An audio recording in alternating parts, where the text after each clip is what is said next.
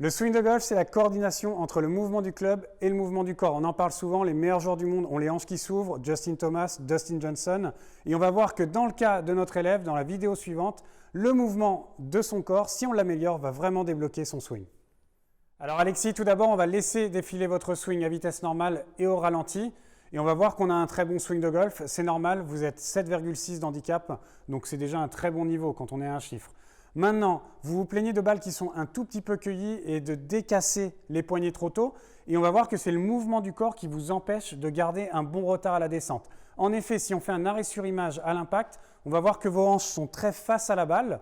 Et forcément, avec un mouvement du corps qui est, on va dire, en ligne comme ceci, je vais être obligé de décasser mes poignets pour ramener la balle en ligne. Parce que si je crée beaucoup de retard dans les mains, ma balle va partir directement à droite. Donc l'idée, ça va être d'apprendre à ouvrir un tout petit peu plus les hanches, créer plus d'espace à la descente pour petit à petit avoir plus de retard et une meilleure compression, notamment sur les fers. Alexis, on vient de le voir, l'idée principale, ça va être de rééduquer votre corps. Et pour cela, on va commencer avec des exercices sans le club. On va mettre une baguette dans nos passants devant, qui va symboliser les hanches, et on va mettre une baguette sur les épaules ici, pour voir la rotation des épaules. Le but, ça va être d'obtenir de la dissociation entre les deux.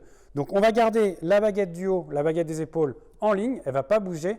Et le but, ça va être de faire tourner la baguette du bas un maximum pour créer le plus grand différentiel entre le mouvement des épaules et le mouvement des hanches. Donc, on le fait plusieurs fois et au début, on le fait pieds joints pour vraiment sentir que les hanches.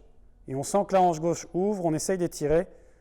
On essaye de dissocier un maximum. Ensuite, on va faire la même chose, mais les pieds écartés, comme si on était en position de golf. Donc, même image, on a les deux baguettes en ligne, et l'idée, c'est d'avoir la baguette du bas qui s'ouvre un maximum, la hanche gauche qui vient loin derrière, pour apprendre à avoir ses hanches bien ouvertes au niveau de l'impact. Et dernier petit conseil à mettre en place, en position de départ, un pied gauche un tout petit peu plus ouvert, car plus le pied gauche est ouvert, plus on peut tourner, et à l'inverse, plus il est fermé, plus ça bloque. Donc, un pied gauche ouvert, et on apprend à bien ouvrir les hanches.